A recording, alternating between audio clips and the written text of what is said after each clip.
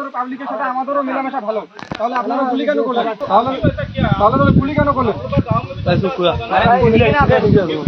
দাদা গুলি করছেন না, তো ঝামেলাটা লাগছে দাদা। কেন গুলি করলো তারা?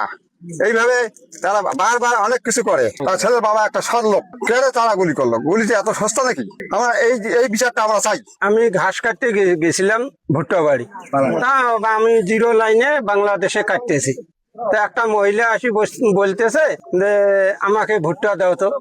তা আমি কইছি ভুট্টা নিয়ে কি করবে? ভারতের মহিলা বললাম যে ভুট্টা কি করবেন? বিএসএফ ছবি খাবে। তা আমি বললাম যে আমি ভুট্টা দিতে পারবো না, আপনারা যদি খাইতে ইচ্ছুক হয় তা আপনারা ওদিকে সিঁড়ি নিয়ে যান, জয়টা লাগে তয়টা নিয়ে যান, আমি ভুট্টা ছিঁড়াইতে পারবো না। আমি ওই কথা বলিয়া আমি পিছে আসিয়া আবার ঘাস কাটতেছি।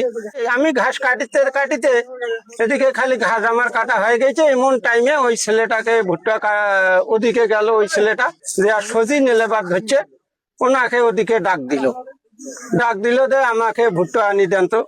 ছেলেটা দৌড়ি যা কয়টা ভুট্টা সিঁড়ি আনে তার কাছে নিয়ে যা। উনিও জিরো লাইনে, ইনি বাংলাদেশের ভোটারে আর উনি ভারতের ভোটারে। ভুট্টা দিছে, হাত বাড়াইতে উনি গুলি করে দিয়ে দিছে ছেলেটা। 26-এর 3S-এর কাছে আমাদের জমি আছে, আমরা ওইখানে সবসময় ওইখানে যাই। হ্যাঁ, আমার ছেলে গেছে, ওনার কাছে ভুট্টা চাইছে, ভুট্টা দিছে, দিয়ে ওই যে ওভারফুলের গাছ ফেঁকে দিছে। এখন তার খুব জরুরি অবস্থা, এখন সে মৃত্যুর সাথে পাঞ্জা লড়তেছে রংপুর মেডিকেল হাসপাতালে। হ্যাঁ, আমি এইটা সুস্থ বিচার না হইলে, এইটা যদি আমাদের প্রশাসন সুস্থ বিচার না হয় তা আমরা অন্য অ্যাকশনে চলে যাবো। আমার জ্ঞান হওয়ার বয়স থেকে দেখছি বিগত আগে এখানে খুব শান্তি সৃষ্টি ছিল।